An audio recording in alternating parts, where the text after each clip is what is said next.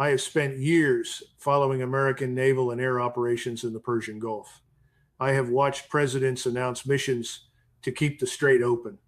I have seen Pentagon press conferences explain those missions with maps and confident language, but I have never seen an operation announced on a Sunday and quietly buried by the following Tuesday because the closest allies in the region refused to put their bases or their airspace on the line. That is what just happened with Project Freedom. On the 6th of May, 2026, Iranian air defense intercepted a United States MQ-9 Reaper directly over Qeshm Island. State broadcaster IRIB confirmed the kill within hours. Tasneem and Fars News pushed the wreckage footage onto every Iranian feed before nightfall. That single airframe carries a unit cost of roughly $30 million. The Pentagon has now lost 24 MQ-9 Reapers since the 1st of April. The running tally is above $720 million in unmanned aircraft alone. And while the wreckage was still being recovered, President Donald Trump killed his own naval operation in the Strait of Hormuz inside 48 hours. Over the next few minutes, I am going to break down exactly how Project Freedom collapsed before it ever properly began.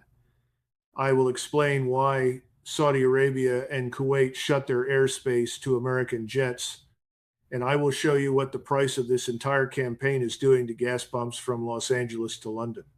Here is what really happened. Trump posted Project Freedom onto Truth Social on Sunday, the 3rd of May. He framed it as a humanitarian rescue of commercial ships trapped near the strait. The next day, Secretary of War Pete Hegseth stood at the Pentagon and called the plan a powerful red, white, and blue dome over the waterway. He claimed 2 ships had already transited under American protection. He said hundreds more were lining up. By Tuesday night, Trump posted again. This time, he paused the operation. He cited what he called great progress in talks with Iran. 2 American-flagged vessels actually got through. Maersk's Alliance Fairfax, escorted by United States Navy assets, was one of them, according to Costco Shipping Technologies tracking platform, Dio Dubal. Then NBC News reported what Hegseth never said at the podium. Saudi Arabia had refused permission for American aircraft to operate from Prince Sultan Air Base southeast of Riyadh. Saudi airspace was closed to the operation. Dropsite News reported Kuwait shut its airspace too. Trump called Crown Prince Mohammed bin Salman directly. The call did not resolve it. The dome did not exist. Quick before we continue, thanks a lot for tuning in. Your support is what keeps this show going, and I appreciate you watching. As always, please make sure to subscribe and like the video so more people get to see this. Now, here is what we know. Most people think Project Freedom was paused because Washington heard good news from Tehran. The reality is the operation collapsed because the closest United States allies in the Persian Gulf would not put their bases or their airspace on the line for it. The White House publicly called it great progress. The diplomatic cable behind the scenes was a refusal letter from Riyadh and a closed door from Kuwait City. Stay with me, because what happened next inside the United Arab Emirates exposes the real architecture of this crisis. Inside the same 48-hour window when Project Freedom went up and came down, Iran fired what the UAE Defense Ministry counted as 15 ballistic missiles and 4 drones at Emirati territory. The VTTI terminal at the Fujairah oil industry zone sustained damage following the drone strike. That facility is jointly owned by Abu Dhabi National Oil Company, Vitol Group, and IFM Global Infrastructure Fund. Workers at the facility were wounded in the strike. The UAE government adjusted public services during the period of elevated threat. That is not the posture of a regional ally operating under a functional security guarantee. It is a sign that the American security architecture in the Gulf is not delivering what it promised. The list of vessels hit in this single week reads like a global trade map. On the 4th of May, the HMM Namu, a 38,000-ton cargo ship operated by South Korea's HMM, exploded near Al-Quwain. The crew issued a mayday. 6 South Korean nationals were on board. There were no fatalities, but the engine room was damaged. and Seoul confirmed the vessel would be towed for repair. Same day, an Abu Dhabi National Oil Company, very large crude carrier of 300,000 tons, the Baraka, took 2 drones while transiting the strait. The UAE called the strike piracy. On the 5th of May, the CMA CGM San Antonio, a small container ship operated by the second largest shipping line on Earth, was struck by a cruise missile. Crew members were injured. Same day, a Chinese-owned product tanker marked China owner and crew was attacked off the UAE's Algiers port. That ended Iran's earlier guarantee that Chinese-flagged vessels would be allowed safe passage. On the 6th of May, the MQ-9 over Qeshm. According to COSCO's Diadoubao platform, no commercial vessels at all transited the strait between the 5th and 6th of May. Only one small Omani passenger ship recorded movement, and here is the part nobody in Washington wants to address. Brent crude touched $111 a barrel during the 4th of May exchange, before easing back to roughly $101.94. WTI sat at $95.92. The strait carries roughly 20% of the world's seaborne oil shipments. At its narrowest point between the Iranian coast and Oman's Musandam Peninsula, the lane is only 33 kilometers wide. War risk premiums on very large crude carriers transiting Hormuz surged fivefold within 48 hours of the war's opening salvo on the 28th of February. 7 of the 12 protection indemnity clubs covering 90% of global tonnage issued 72-hour cancellation notices. Vessels with American, British, or Israeli connections were quoted up to 5% of hull value in war risk cover. Tanker traffic through the strait collapsed by over 80%. The Lloyd's Market Association noted the strait was officially open, while consistent or safe transit had not been demonstrated. Hapag-Lloyd publicly stated transit remains impossible. Now consider what that actually means for somebody filling up a tank in America. The retail gasoline average just punched past $4.54 a gallon. That is the highest level since July 2022. The all-time peak was $5.02 a gallon, set in June 2022. American gasoline prices have surged more than 50% since the war started on the 28th of February. California is approaching $7 per gallon in some counties. The East Coast bounces between $4.50 and $4.60 on average. Now, place that next to the actual battlefield economy. Iran rolled out a 3-tier gasoline pricing system in December 2025. The first 60 liters per month sell at 15,000 rials per liter. That works out to about 1.25 American cents. The next 100 liters in the monthly quota run 30,000 rials, around 2.5 cents. Anything beyond that quota is priced at 50,000 rials, roughly 4 cents per liter. Read that comparison again. American drivers are paying $4.54 a gallon. Iranian drivers are paying somewhere between 5 and 16 cents per gallon, depending on which tier they pull from. The International Energy Agency ranked Iran as the world's second largest energy subsidy spender in 2022, behind only Russia. The fiscal cost of that subsidy inside Iran is significant. The political cost of failing to undercut it from the outside is now showing up in American polling on gas prices. And here is what makes this worse. The unit cost of an MQ-9 Reaper is roughly $30 million. 24 have been lost since the 1st of April. That is $720 million off the books in unmanned aircraft alone.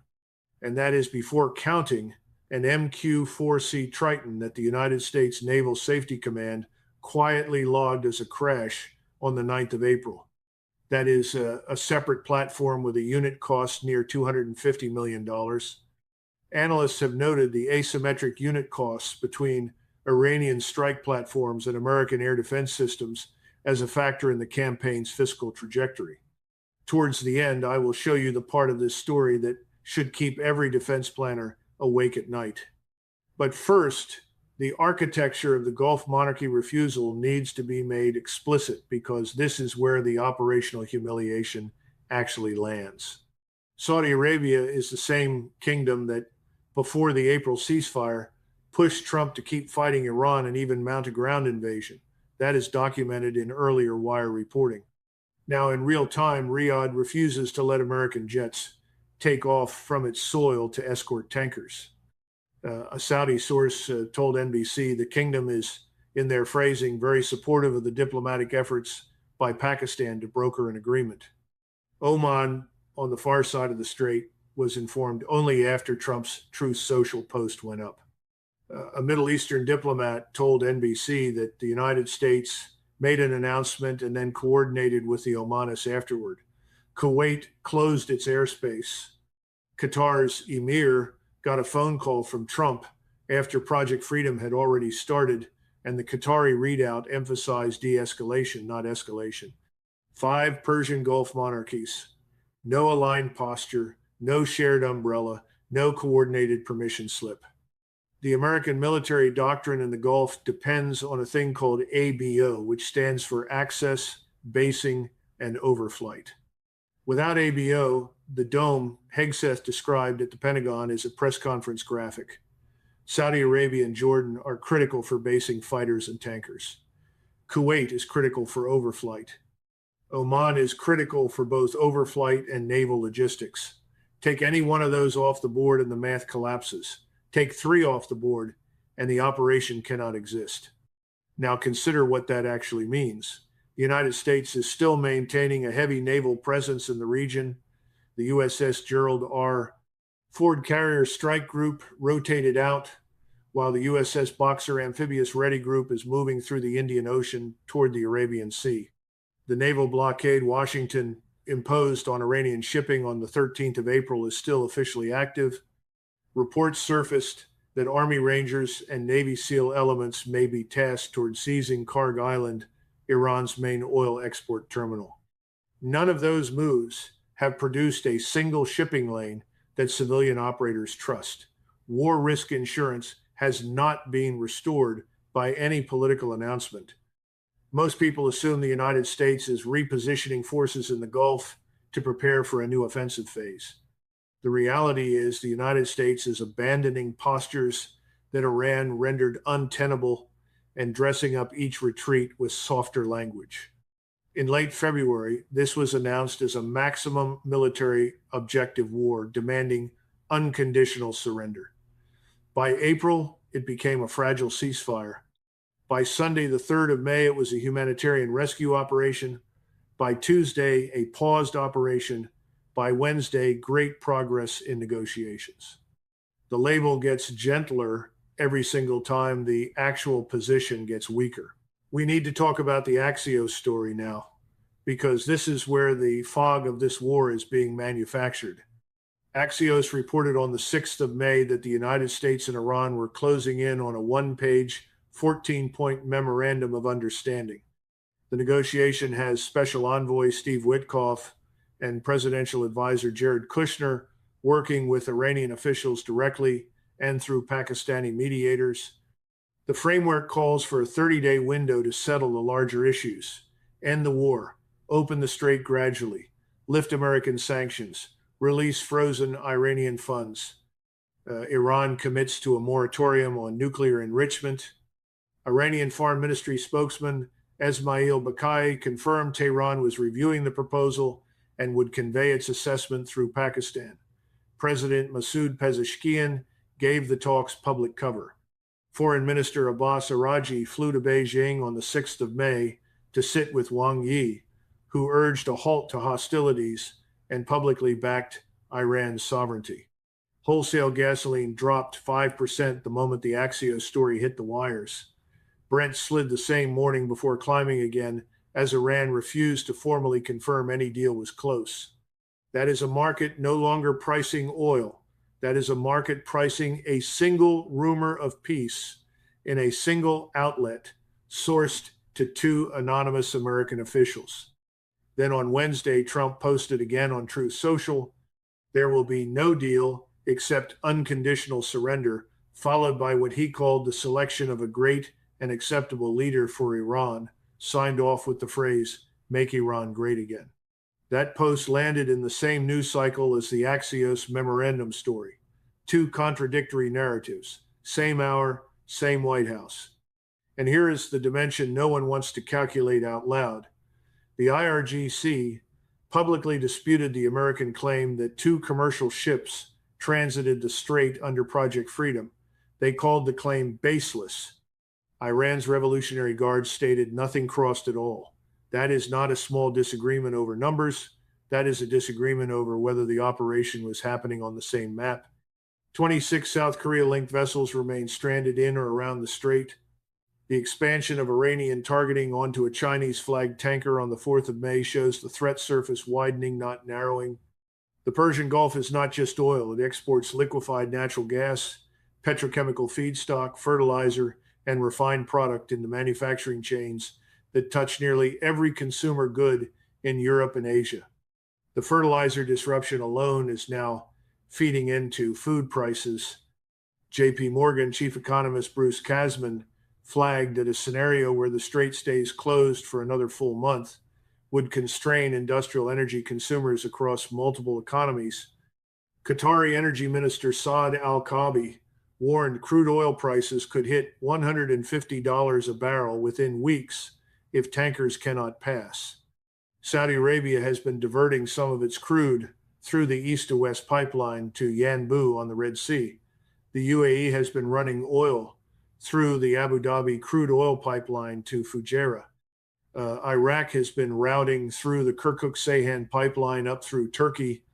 The combined capacity of every alternative pipeline out of the region is around 9 million barrels per day. The strait, when it functions normally, carries roughly 20 million barrels per day. The math does not close. It is not even within shouting distance of closing. The Red Sea route through Yanbu is itself exposed to potential Houthi interdiction. India and Pakistan have sent destroyers into the Gulf of Oman to escort their own tankers, though neither has entered the strait itself. The world's escort capacity has been quietly outsourced because no single navy can cover the gap on its own.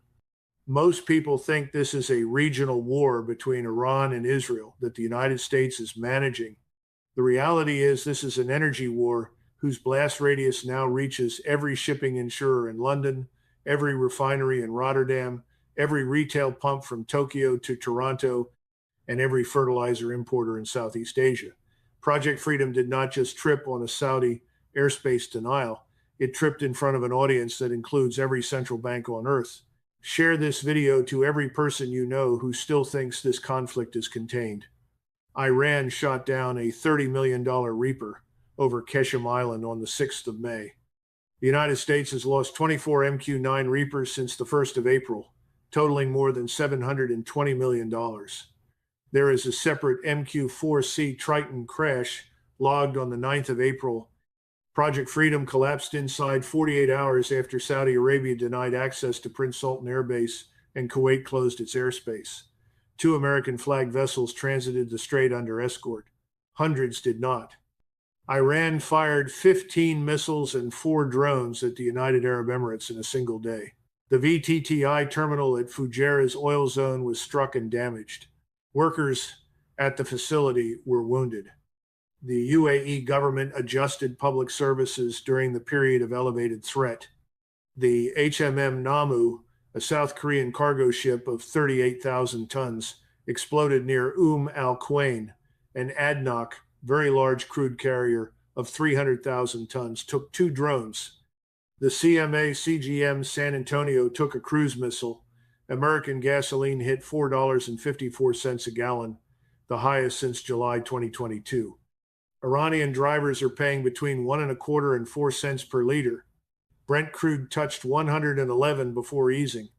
Steve Witkoff and Jared Kushner are negotiating a 1-page, 14-point memorandum with Iran through Pakistani mediators. Foreign Minister Abbas Araghchi flew to Beijing to coordinate with Wang Yi. Trump's Wednesday post said unconditional surrender. The Axios story said memorandum of understanding. The label keeps getting softer. The reality keeps getting harder. The question is not whether the United States is losing leverage in the Persian Gulf. The evidence on that is already settled. The question is what happens when a superpower runs out of words to describe what it cannot actually do. Thanks a lot for watching. I really appreciate your support. Join the discussion in the comments below. Let me know your thoughts. Who do you think is winning this standoff in the Strait of Hormuz, Iran or the United States? Do you think the war is about to spiral out of control? Let me know. And please subscribe and like the video if you want to stay updated. Click the video on the screen to see another. I will see you soon.